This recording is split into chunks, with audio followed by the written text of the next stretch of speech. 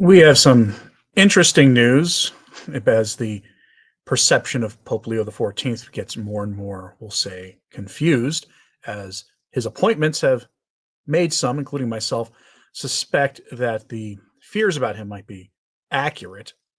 Again, time will tell on that score, but there are some bishops now trying to reassure people that no, things will be fine. And before we get to that, I do want to give you an update on a story that I spoke about 2 days ago. There's a proliferation of AI channels on YouTube that are promoting just absolute misinformation, especially about the Catholic Church. And YouTube is trying to crack down on this stuff. There are people making AI commentary channels now with AI dubbed over voices using AI scripts, claiming that when they get the money together, they're going to hire voice actors to do the rest of it, which kind of misses the entire point of YouTube. But there are also worse people fabricating entire homilies of Pope Leo XIV, or I should say there were. Now, there's still one of these channels that remain, but it looks like YouTube's done something about this. Headline from Alatea: update, YouTube terminates channel of fake Pope Leo sermons. This is the channel Pope Leo XIV sermons. Fake channel has been terminated. Here are the details. YouTube terminated a channel that was publishing fake artificial intelligence generated sermons attributed to Pope Leo XIV that were read in his voice. We terminated the channel in question for violating our policies covering spam, deceptive practices, and scams, Jack Mallon, of a YouTube spokesperson, told Alatea on Thursday, May 21st.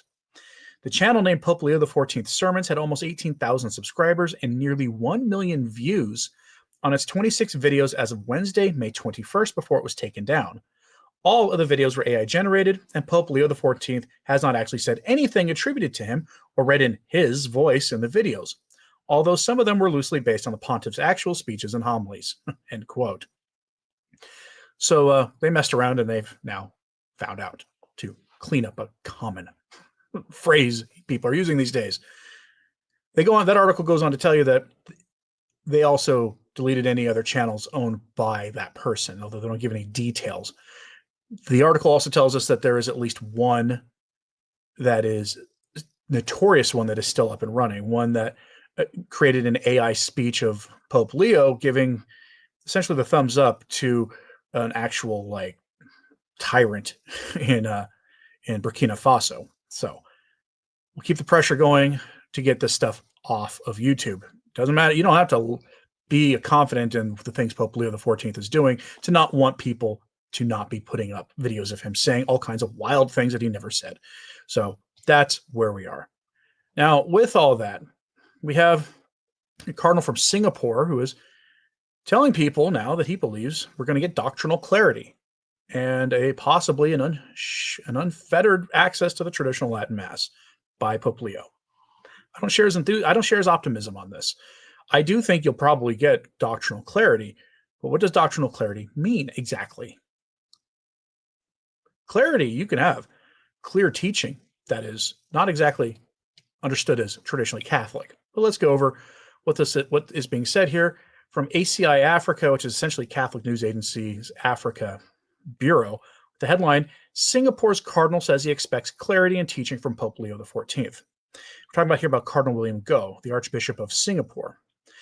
And they're quoting here from the Daily Compass. And so that's where we're going to go. We'll actually go to the new Daily Compass for this. I wanted to show you that it was being published by the Catholic News Agency to sort of give credit to it, because while I'm very familiar with the new Daily Compass, not everybody is. So they run the same headline over at New Daily Compass.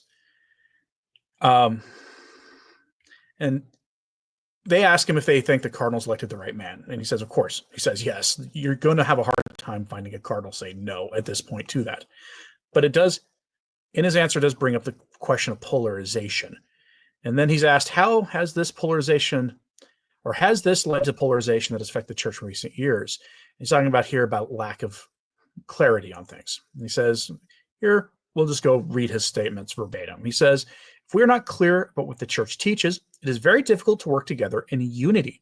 That's a key word that you're going to hear a lot in this episode today: unity. Although both of those on the so-called left and right of the church are interested in promoting the mission of evangelization, there has been internal division on certain issues, such as marriage, the rights of the James Martin types, and the rights for those who are confused about the immutable nature of biological reality. These issues have divided the church because at a certain point, it became unclear what the right thing to do was. People came to the church and said, but the Pope said this. However, being truly inclusive means saying, yes, we understand that you are struggling, that you cannot live the gospel. We will help you. We will walk with you. It may take time. We will help you fall in love with Jesus slowly. One day, perhaps you will come to understand. This is an important distinction. And let's pause there. This is a troubling response about that completely defines all of the accompaniment dialogue we have today. Why you saw in Fiducia Supplicans the idea of, yes, we reiterate the teaching of the church on the James Martin stuff, but we want to change the practice of it.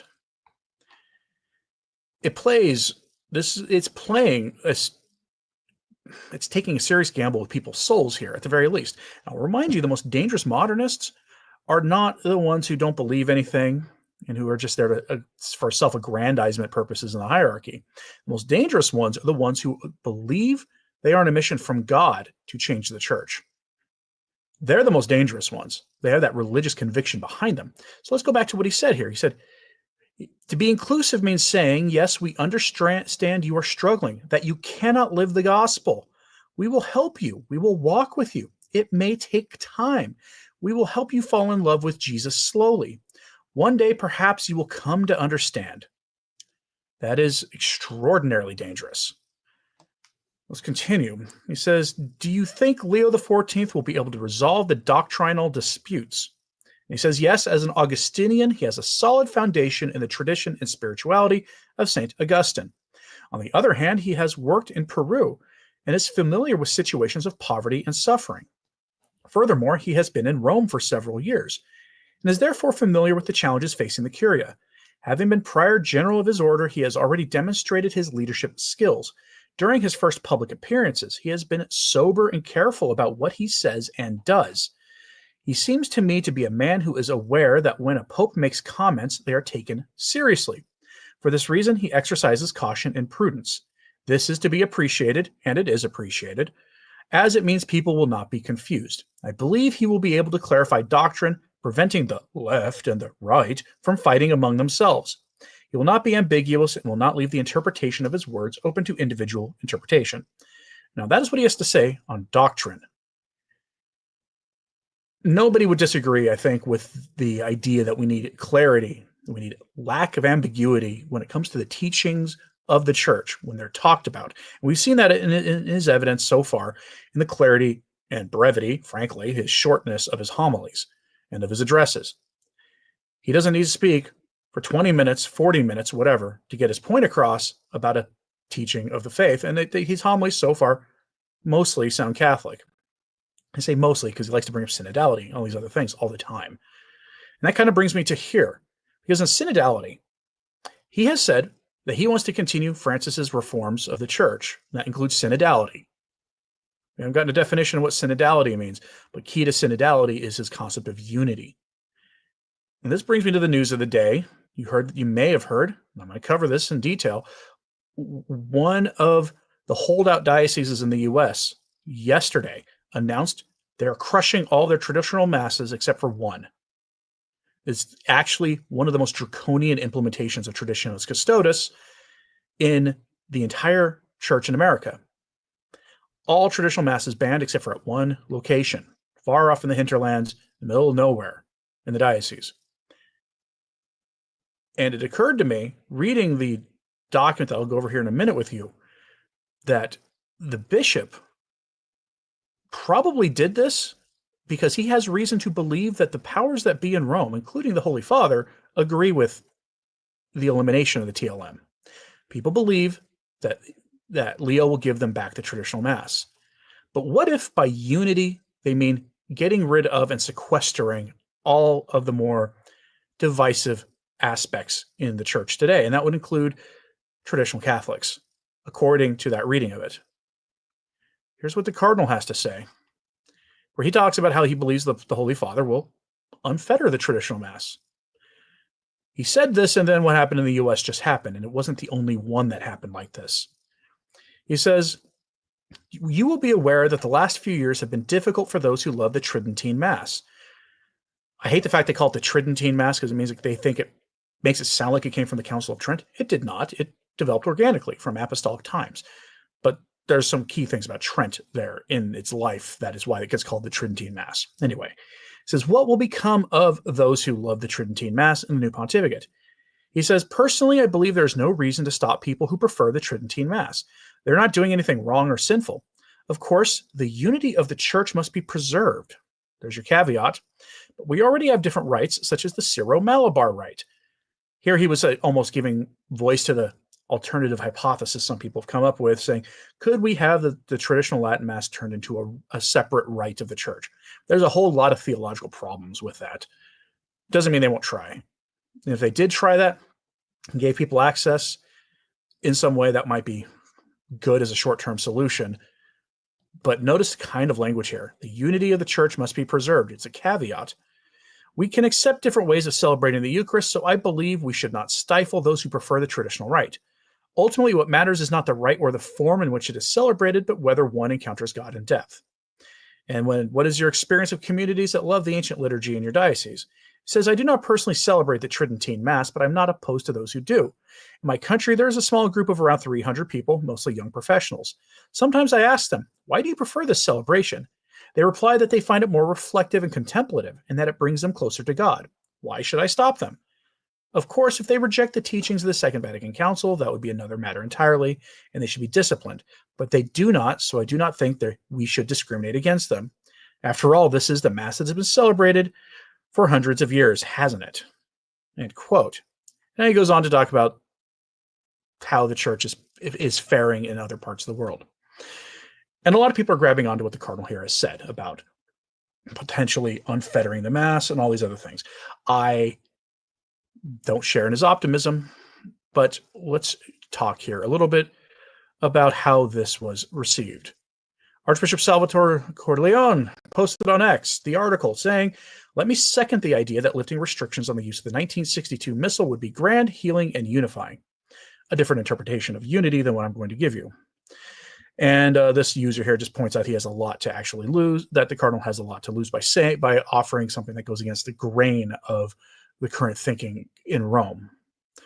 When we got this news, though, of the Mass being crushed in the U.S., in one diocese in the U.S., shook the internet yesterday. Matthew Hazel gives us this interesting little clip of the bishop responding to a question on this matter. He said, Mr. Hazel says, lest it be forgotten, here is what the then Bishop-elect of Charlotte, this happened in the Diocese of Charlotte, had to say just over 1 year ago about the Latin Mass in this diocese to be, before today's pastoral welcoming and synodal rug pulling. We'll give you the details on what happened, but here's what the Cardinal, or the Bishop, had to say. Yes. Yes, we have a comment from our live stream online.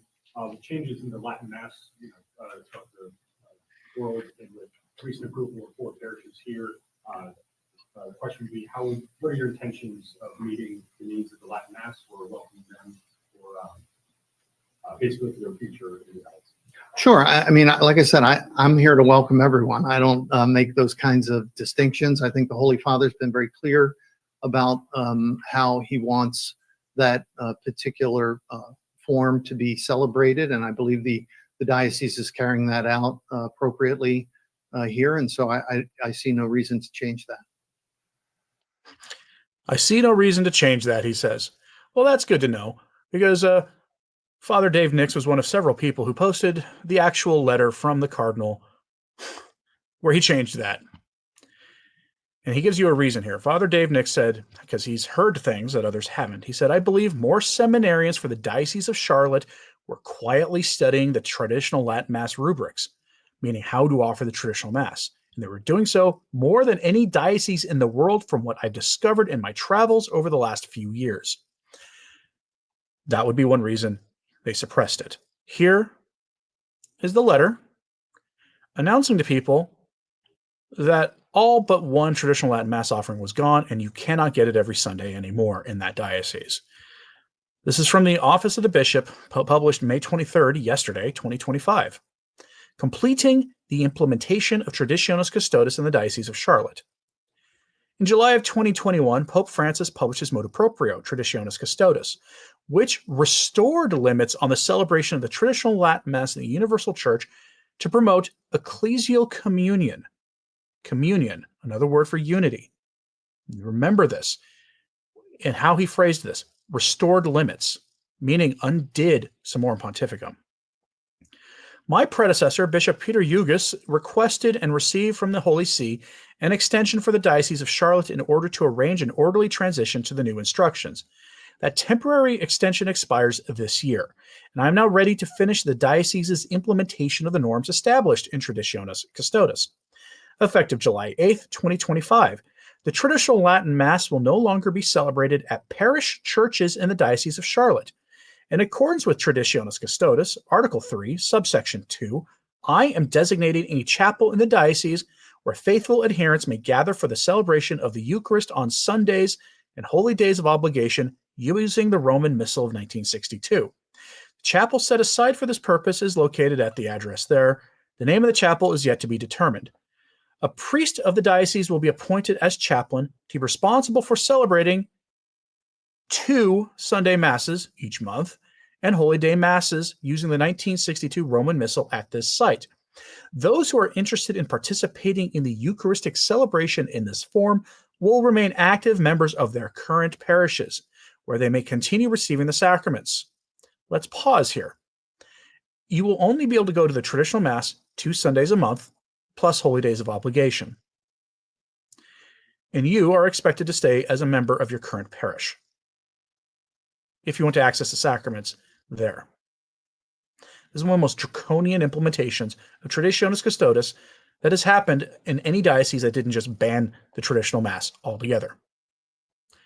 Here's the kicker.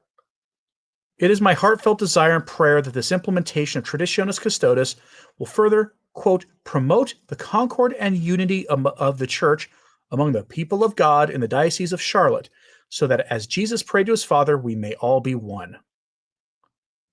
If you read Traditionis Custodes in the letter Pope Francis sent to bishops with it, he explicitly said in the letter that it was the purpose of Traditionis Custodes to get Catholics attached to the traditional Mass to go to the Novus Ordo eventually, meaning they were going to eliminate it. That was the plan. Catholic Arrows with a $10 Australian super chat. Father Carney's League of St. Martin fights for the restoration of the TLM and the promotion of the Holy Face devotion. Arise, O Lord, and let thy enemies be scattered. Yes, and there's a lot of organizations doing that, and the Holy Face devotion is coming back, it seems, and that's a good thing. That is unequivocally a good thing. I'll have more on that, I think, in the near future. Now, I'm going to posit an unpopular opinion, because I'm not afraid to express unpopular opinions. Matthew Hazel posted a quote from that letter saying, "It is my heartfelt desire and prayer that the implementation of Traditionis Custodes will further promote the concord and unity of the Church among the people of God in the Diocese of Charlotte." He says, if the bishop genuinely believes this, this will be the result if he believes that this is the result, then I have a bridge to sell him. And I will be honest with you, crushing traditional Masses never fosters unity. It doesn't.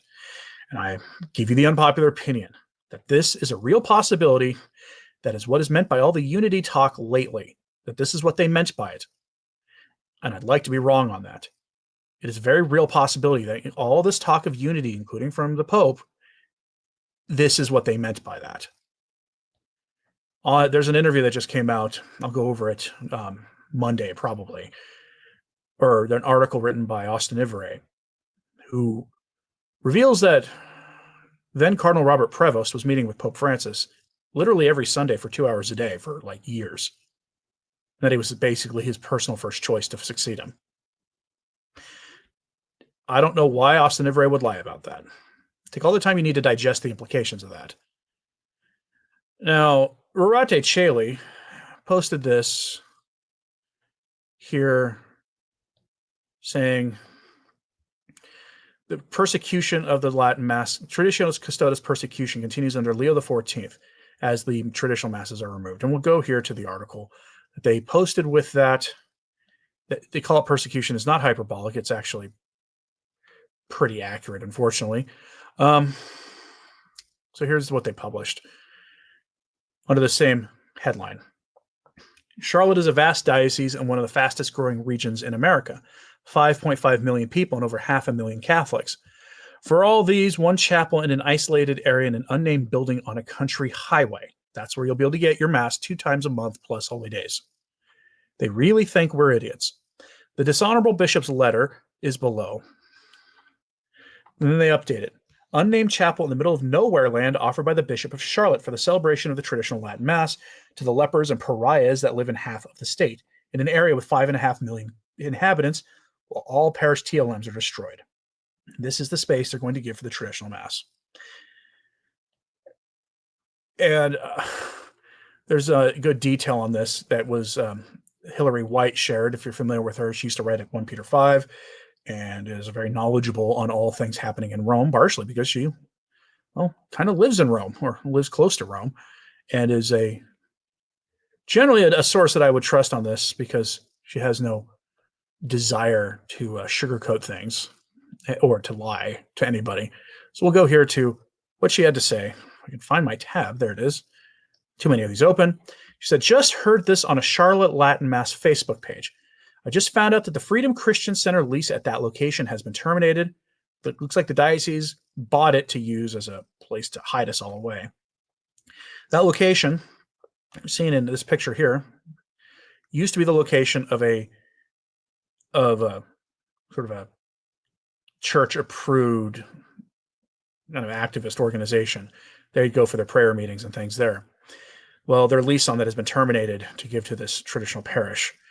Now, if you're wondering, for those of you familiar with the traditional Latin Mass, you can just tell by these pictures. I mean, look, she shared this earlier. This is what they were off with the space they used beforehand. Traditional high altar, absolutely stunningly beautiful chapel they were in. This is the space they're moving into. It's going to cost a lot of money to bring this up to even close to what you would expect to offer for the traditional Mass, unfortunately. Orate Cheli kind of adds to this news. With this on X, well, that's the one I shared already. Hold on. Again, I have lots and lots of tabs open. Apologies for the bit of disorder here. But you can see here that I want to give you this thought, because this isn't the first traditional Mass closure that has been announced in the last week. They wouldn't do this if they thought that they didn't have support in Rome. Because if they were just doing this on their own volition, and then the Pope issues a document unfettering the traditional Mass, they're going to have mud on their face. They're going to lose, be on the wrong side of like the changing tides in the church if that were to happen. I tend to think they believe they have support in Rome. Go back to the conclave and who we saw the day white smoke came out. The first people, the first cardinals out there were all like Whirl and Supich and people close to them. Supich was even seen on the loggia briefly behind the Holy Father. Orate Cheli on X just dropped unnamed chapel middle of nowhere land offered by the Bishop of Charlotte for the celebration of the traditional Latin Mass for half the state with 5.5 million inhabitants, while all parish TLMs are destroyed. Maybe it should be named the Leper and Pariah Chapel. That would be a good name for it. Dr. Kwasniewski, who has been very moderate in his takes on Pope Leo XIV, had this to say. Implementing Traditionis Custodes, the Bishop of Charlotte has ended the TLM at all parishes in the diocese. Charlotte was a diocese in which tradition flourished under its former bishop and the wise policy of Summorum Pontificum. More than 20 parishes used to offer the TLM, so I've been told. Then it was cut down to 4. Now all that is shattered in the name of a cynical unity. How synodal, how pastoral, how Catholic. Meanwhile, tradition-loving faithful are segregated off to a single yet-to-be-named chapel somewhere in the diocese. The ecclesiastical evil laws continue. I sincerely hope the clergy will have the courage not to comply. Laws against the common good and the spiritual flourishing of clergy and faithful by the fruits of tradition obviously belong to that good are no laws at all. Compliance only empowers and emboldens tyranny. Wouldn't it be wonderful if the TLM suddenly sprang up again at 20 parishes? What then? Until that sort of resistance happens, the beatings will continue and the morale will not improve. Here he is telling people, the clergy, to openly resist. And I will tell you exactly what's going to happen to them if they do.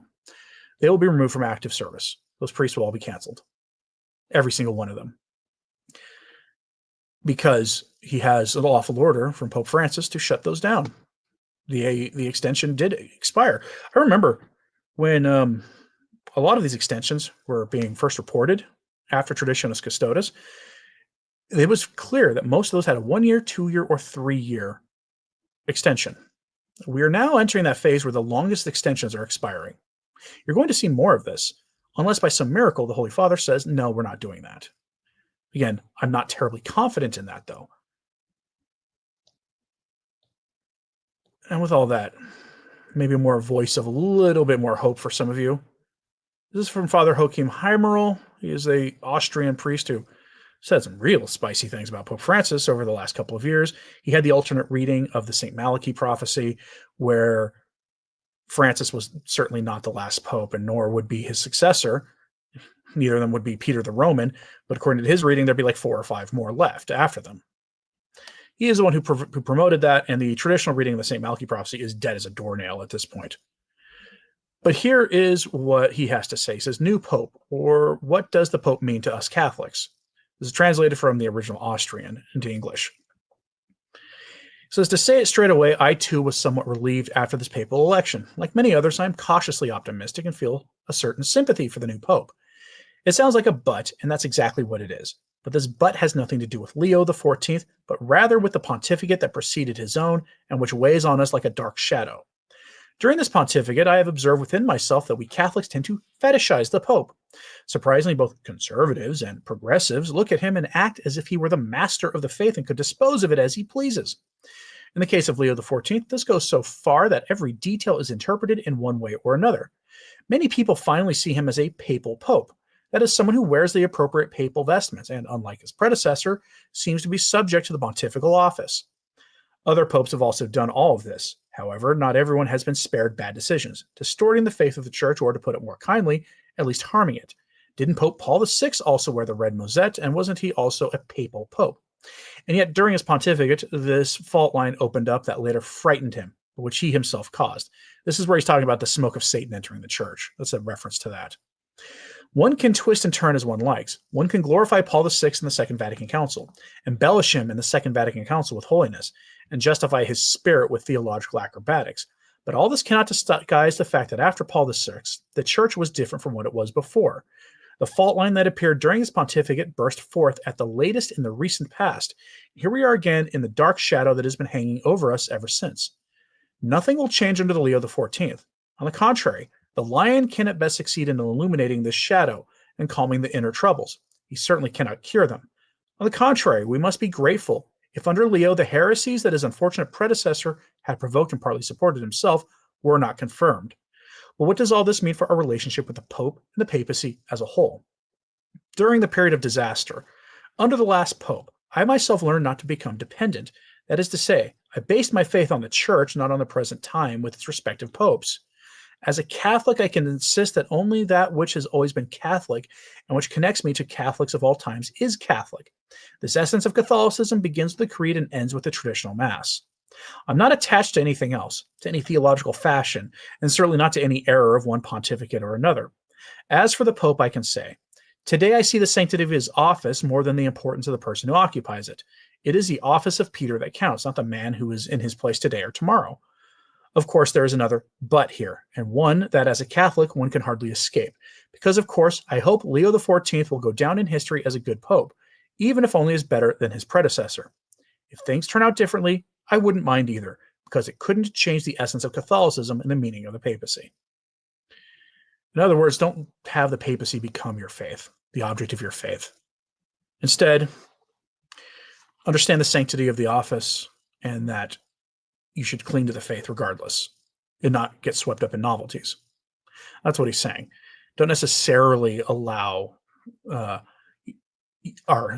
term wish casting is starting to get used a lot to describe the Holy Father. People tend to look at him and put whatever they want onto him, good or bad. Instead, let your actual Catholicism be based on Catholicism and not on the whims of a pope. We're not worshipers of the man on the throne of Peter. Always remember that. T.P. Joseph says Leo XIV is part of the slow boil. It's my suspicion. Pollyanna thinking isn't justified. I can't argue with you. The CMAP, I hate. Okay, hold on. Is this actually verified, CMAP? Because remember, like a week ago, everybody was posting about how Cardinal Sarah had been appointed by Pope Leo XIV to be his envoy to Africa, and that turned out to be the fakest of fake news. He says Pope Leo has assigned Cardinal Sarah as his papal envoy for the celebrations in the Diocese of Vance to mark the 400th anniversary of the apparition of St. Anne this July 25th and 26th. Email me a link to that story, if you can find a credible source reporting it, because I've seen nothing about that. I couldn't verify the other story, and it turned out to be fake. So send me a link to that story if it's real. Now, Michael Haynes just posted it. Okay, I'll have to go check that out, and I'll bring that up tomorrow. But again, because there needs... Now, again, I wouldn't take read too much into his involvement there either. Remember, Cardinal Sarah posted a lot about Pope Francis, quoted him all the time on X. Ryan Gabriel says, the Austin Everett article doesn't look good. I'll be going over that on Monday, I think. That's more appropriate for a Monday kind of report. Quides Veritas says, don't forget for the $10 super chat. Thank you, sir. He says, don't forget Detroit during Holy Week, where not even 1 month, new Archbishop Edward Weissenberger banned the TLM. Yeah, I reported on that when it happened. Archdiocese of Detroit has the largest number of TLMs in the world until the July 1st ban. Yeah, I reported on that. This has been happening. They have reason to believe that they have support in Rome for this. Thank you for becoming a member of Chuzzlewitz. It is appreciated. If channel members get a free super chat once a month. It's from YouTube. They give it to you as a perk. Use it.